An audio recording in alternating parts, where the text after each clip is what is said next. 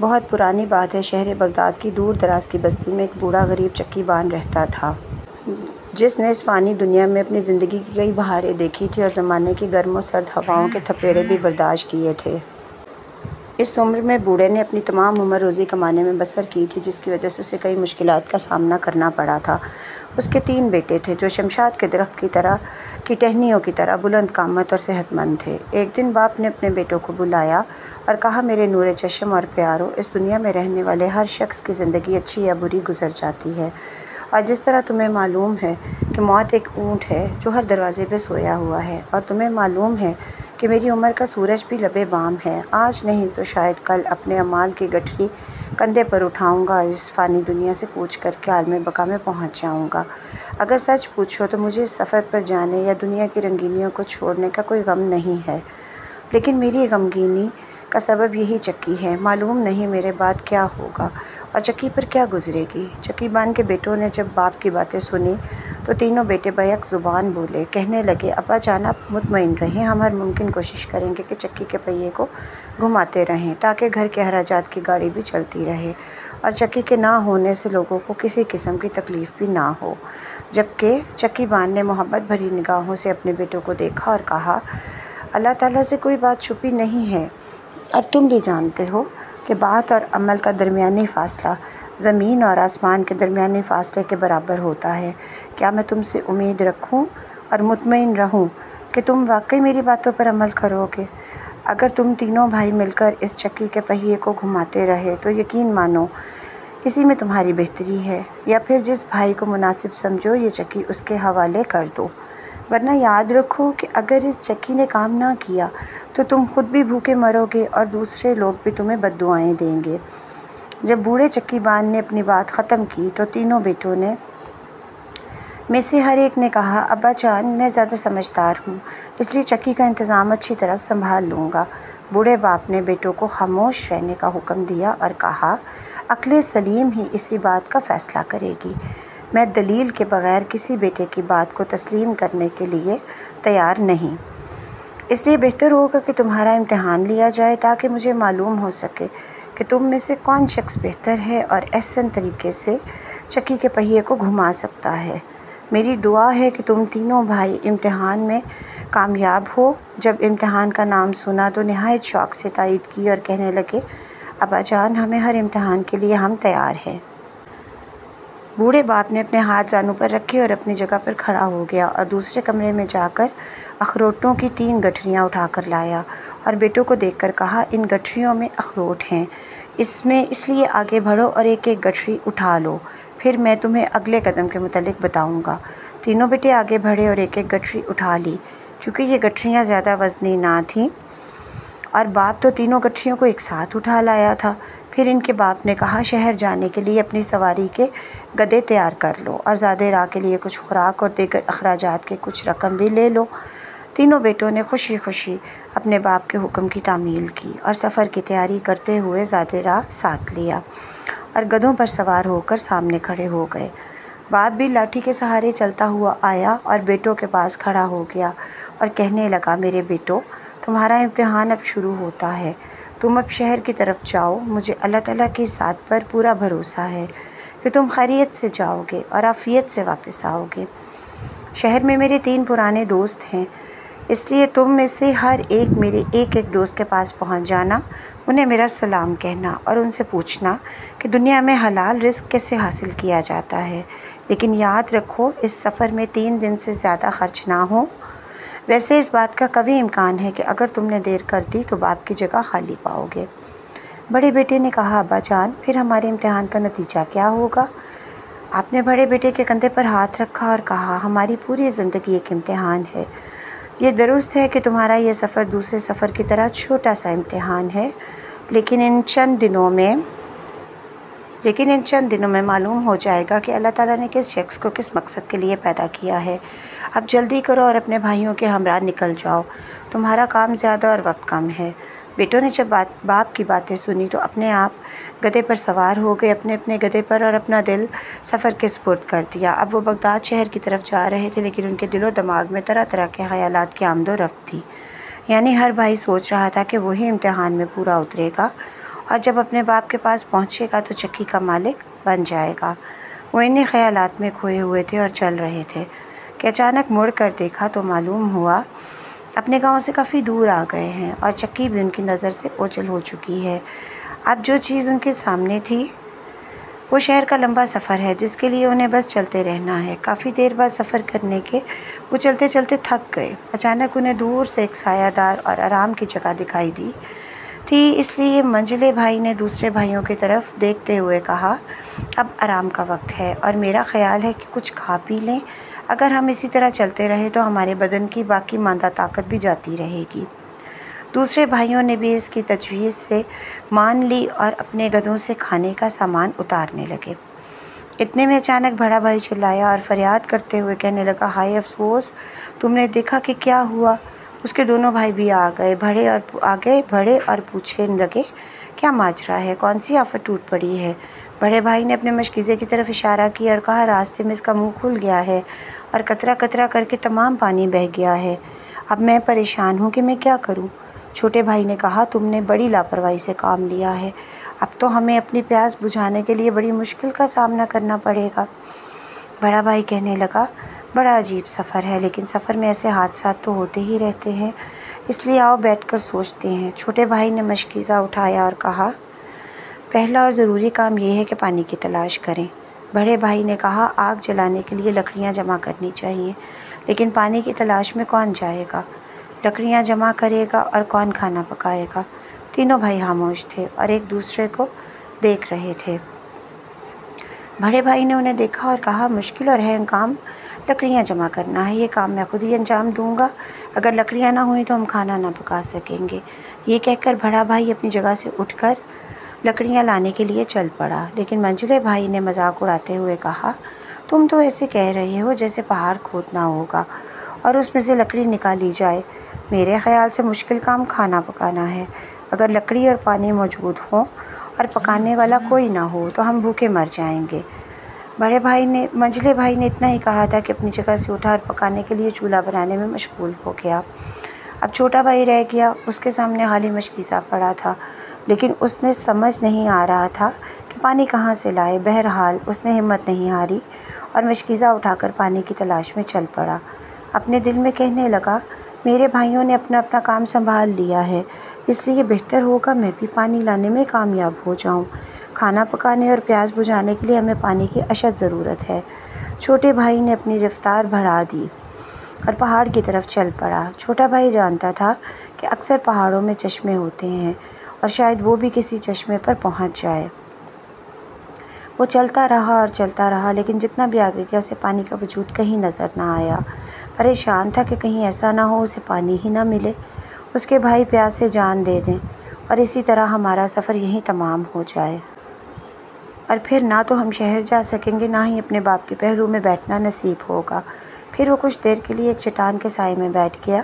تھوڑی دیر آرام کرنے کے بعد اس نے ارادہ کیا اور اپنی آنکھیں اور کان اچھی طرح کھولے اور پانی کے چلنے اور فر فر کی آواز پر دھیان دے۔ ممکن ہے اسے پانی نظر آ جائے یا اس کے چلنے کی آواز سنائی دے۔ ادھر ادھر پھرنے سے اس کے ہاتھ کچھ نہ آئے گا۔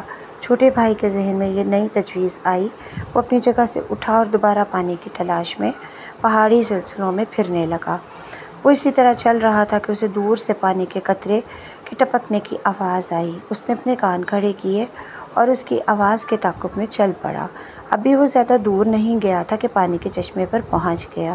چشمے کا پانی بہت ہی کم تھا۔ بہرحال وہ نہایت احتیاط سے آگے بڑھا اور بڑی مشکل سے مشکیزہ بھرا اور واپس چل پڑا۔ ابھی چند قدم ہی چلا تھا کہ ایک پتھر سے پھلانگتے ہوئے پھسلا اور چاروں شانے چت گر پڑا، جس سے اس کے ہاتھ اور بازو شدید زخمی ہو گئے۔ پھر وہ بڑی مشکل سے سنبھلا اور اس نے سب سے پہلے مشکیزے کو دیکھا۔ وہ ابھی تک صحیح سلامت تھا، اس لیے خوش ہوا اور اپنے زخموں کو بھی نہ سہلایا اور آگے چل دیا تاکہ جلد سے جلد وہ اپنے بھائیوں کے پاس پہنچ جائے۔ جب چھوٹا بھائی وہاں پہنچا تو یہ دیکھ کر حیران رہ گیا کہ دونوں بڑے بھائی سوئے ہوئے ہیں، ایک ایسی نیند میں کہ گویا 7 بادشاہوں کو خواب میں دیکھ رہے ہیں۔ منجلے بھائی کی نیند بڑے بھائی سے زیادہ گہری تھی۔ اس نے اخروٹوں کی تھیلی بھی کھولی ہوئی تھی اور اس لیے چھلکے ادھر ادھر پڑے تھے۔ چھوٹے بھائی نے انہیں بیدار کیا۔ جیسے ہی وہ بیدار ہوئے को देखकर उस پر پل پڑے اور گٹاگٹ پانی پینے لگے۔ جب وہ سیر ہو گئے تو اعتراض کرنے لگے کہ تمہیں معلوم ہے تم کہاں رہے ہو؟ جب ہم پیاس اور تھکاوٹ سے مجبور ہو گئے تو سو گئے۔ اگرچہ تم نے مشکیزہ اٹھا لیا تھا لیکن اصل میں سیر و سیاحت کرتے رہے ہوگے۔ دوسرے بھائی نے کہا افسوس، پانی کے لیے میں خود جاتا اور صاف اور پاکیزہ پانی لاتا اور اتنی دیر بھی نہ لگاتا، جبکہ حالت یہ ہے کہ ہمارا کافی وقت ضائع ہو گیا ہے۔ دونوں بھائیوں کے جی میں جو کچھ آیا اپنی اپنی کہتے رہے اور چھوٹا بھائی خاموشی سے سنتا رہا۔ اس کے بعد انہوں نے کھانا پکایا اور کھانے کے بعد اپنا سامان سمیٹا۔ اس کے بعد انہوں نے کیا۔ تینوں بھائی تھکے ماندے اور بھوکے پیاسے آخرکار شہر بغداد میں پہنچ ہی گئے۔ چھوٹے بھائی نے جو ہی شہر میں قدم رکھا تو کہنے لگا، میں تو سب سے پہلے اپنے والد کے دوست کے پاس جاؤں گا اور اسے والد کا پیغام پہنچاؤں گا۔ منجلے بھائی نے کہا، ابھی کسی جگہ جانے کی ضرورت نہیں، سالن تو نہیں ہے کہ ٹھنڈا ہو جائے، ہم کل اور پرسوں بھی اسی شہر میں ہیں، ابھی تو تھکاوٹ سے ہمارا بدن چور ہے، اس لیے میں تو پورا دن آج آرام کروں گا۔ بڑا بھائی کہنے لگا، اگر میں تھکا ہوا نہ ہوتا تو ضرور جاتا، لیکن اس وقت مجھے آرام کرنا ہے اور اس کے بعد بازار جا کر کچھ خریدوں گا۔ آخر کئی سالوں سے میری یہ خواہش تھی کہ ایک جوڑا خوبصورت جوتے خریدوں۔ اگر میں اب جوتے نہ خرید سکا تو شاید پھر کبھی موقع نہ ملے گا۔ اگر میں کل اپنے باپ کے دوست کے پاس نہ جا سکا تو پرسوں ضرور ان کی خدمت میں پہنچ جاؤں گا۔ یہ صورتحال دیکھ کر صرف چھوٹا بھائی رہ گیا تھا کہ اپنے بھائیوں سے پہلے اور اس سے حلال روزی کمانے کے لیے ذرائع دریافت کرے۔ منجلا بھائی دوسرے دن اپنے باپ کے دوست کے پاس آیا اور اس کے گھر کے دروازے پہ پہنچا اور دروازہ کھٹکھٹایا تو اس کی بیوی نے دروازہ کھولا اور کہا، میرے خاوند کی طبیعت ناساز تھی، اس لیے حکیم سے نسخہ لایا تھا، اب وہ ان کی دکان سے دوا لینے گیا ہے، اگر وہ ظہر تک لوٹ آیا تو تمہاری ملاقات ضرور ہو جائے گی۔ منجلا بھائی نے آج بے صبری اور جلد بازی میں تھا، اس لیے کہنے لگا، اس شہر میں میرے اور بھی کئی کام ہیں، آج نہیں تو یقیناً کل تک ملاقات ہو جائے گی، اس لیے میں جانتا ہوں کل طلوع آفتاب کے وقت دوبارہ آ جاؤں۔ اس نے یہی کہا اور اپنے بھائیوں کے پاس سرائے میں آ گیا۔ دوسری طرف بڑا بھائی جوتے خریدنے کے لیے گیا ہوا تھا۔ جب وہ جوتے خریدنے کے لیے بازار پہنچا تو جوتوں کے مول تول کرنے لگا، پوچھنے لگا۔ اسے محسوس ہوا کہ اس کے پاس رقم کم ہے۔ اس نے اپنے بھائیوں کو تلاش کرنے لگا اور اپنی مجبوری ان سے بیان کی، لیکن اس کے بھائی بھی اس کی طرح خالی ہاتھ تھے۔ انہوں نے اپنے سر جھکائے اور کچھ نہ کہا۔ بڑا بھائی جب اپنے بھائیوں سے نا امید ہو گیا تو سوچنے لگا، اب تو مجھے اخروٹوں کی تھیلی فروخت کرنی پڑے گی تاکہ جوتے خرید سکوں۔ تو وہ دوبارہ بازار گیا اور وہ اخروٹوں کی تھیلی فروخت کر کے اپنے پسندیدہ جوتے خرید لیے۔ ادھر طلوع آفتاب کے وقت دوبارہ منجلا بھائی اپنے باپ کے دوست کے گھر پہنچا اور دروازہ کھٹکھٹایا، اور جب کافی انتظار کے بعد اسے کوئی جواب نہ ملا تو وہ سمجھ گیا کہ صاحب خانہ کسی کام سے گھر سے باہر گیا ہوا ہے۔ اس لیے منجلے بھائی کے سفر کا بھی تیسرا دن ختم ہو گیا۔ اب تینوں بھائی سرائے میں بیٹھے تھے تاکہ اگلے دن واپسی کا سفر کریں، اسی لیے طرح طرح کی باتیں کرتے رہے اور شہر میں جو کچھ دیکھا اور سنا ایک دوسرے کو بتانے لگے۔ اتنے میں چھوٹے بھائی نے کہا، اب ہمارے لیے کون سا کام باقی رہ گیا ہے؟ منجلے بھائی نے کہا، میرے ذمہ جو کام تھا میں نے پورا کر لیا، صرف اپنے باپ کا پیغام نہیں پہنچا سکا، اس لیے کہ باپ کا دوست سفر پر گیا ہوا ہے اور اب میرا کوئی کام باقی نہیں ہے۔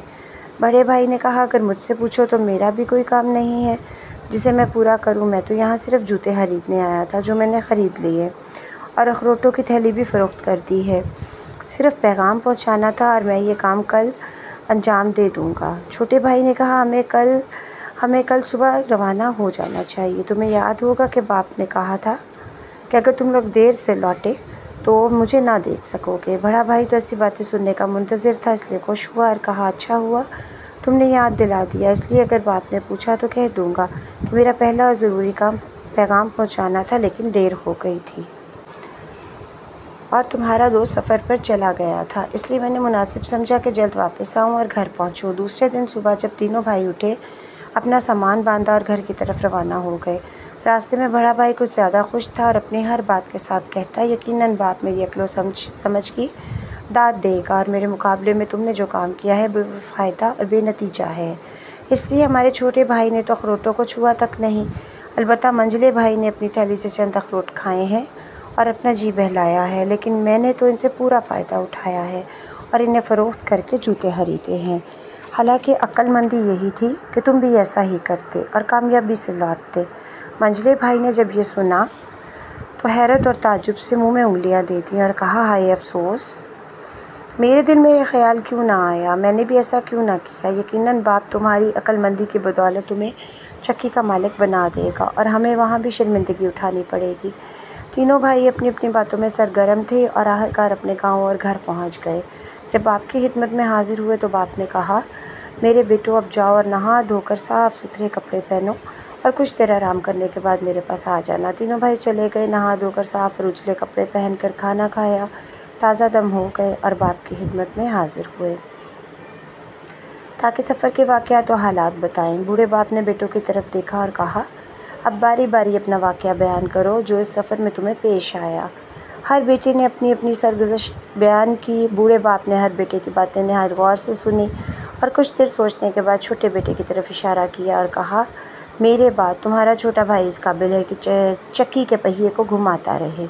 منجلے بھائی نے اپنے باپ کے فیصلے پر اعتراض کیا، لیکن بوڑھے باپ نے گہرا سانس لیا اور کہا، میرے فیصلے کی پہلی وجہ یہ ہے کہ جب تم راستے میں بھوک اور پیاس سے نڈھال تھے تو سب سے مشکل کام کی انجام دہی کے لیے تمہارا چھوٹا بھائی ہی کمر بستہ ہوا تھا اور پانی کی تلاش میں نکلا تھا اور زخمی ہونے کے باوجود مشکیزہ بھر کر لایا۔ دوسری وجہ یہ ہے کہ میں نے جو امانت اسے دی تھی اس نے اس کی اچھی طرح حفاظت کی۔ میں نے یہ تو نہیں کہا تھا کہ اخروٹوں کو کھا لینا یا انہیں بیچ دینا۔ اور تیسری رحم وجہ یہ ہے کہ اس نے اپنا فرض احسن طریقے سے نبھایا ہے اور اس پر عمل کرتے ہوئے شہر میں داخل ہوتے ہی یعنی پہلی فرصت میں میرا پیغام میرے دوست کو پہنچایا اور اسے حلال روزی حاصل کرنے کے لیے طریقے دریافت کیے۔ بس یہی وجہ ہے کہ میں تمہارے چھوٹے بھائی کو اپنی غیر منقولہ جائیداد یعنی اس چکی کا مالک بنا رہا ہوں۔ یہ اس قابل ہے کہ سخت و مشکل کام انجام دے سکتا ہے اور اس چکی کے پہیے کو اچھی طرح گھمائے گا، لوگوں کی امانتیں یعنی گندم اور آٹے کی حفاظت کرے گا اور اس میں خیانت نہیں کرے گا اور اس بات کا بھی خیال رکھے گا کہ اپنے گاہکوں سے جو وعدہ کرے گا اسے اچھی طرح نبھائے گا، اس لیے کوئی بھی شخص اس پر بددیانتی کا الزام عائد نہ کر سکے گا۔ اس لیے آج کے بعد یہی اس چکی کا مالک ہے۔ باپ نے گہرا سانس لیا اور دوسرے بیٹوں کو دیکھتے ہوئے کہنے لگا، اگر تم کچھ کہنا چاہتے ہو تو بے خطر کہہ سکتے ہو۔ کیا اس چکی کا حق تمہارے چھوٹے بھائی کا ہے یا نہیں؟ بڑے اور منجلے بھائی کو کچھ کہنے کی ہمت نہ ہوئی، اس لیے بدستور خاموش کھڑے رہے اور چھوٹے بھائی کی کارکردگی پر تعریف کرنے لگے۔ اس کے بعد چھوٹا بھائی کئی سال تک چکی کے پہیے گھماتا رہا اور عمر بھر لوگوں کی خدمت کرتا رہا۔ وہ کئی سال اس فانی دنیا میں رہا اور اس کے کرب و جوار میں رہنے والے لوگ اس کی دیانتداری کے متعارف تھے۔ دوستو، یہ کہانی آپ کو کیسی لگی؟ کمنٹس میں ضرور رائے کا اظہار کیجیے گا۔ جزاک اللہ۔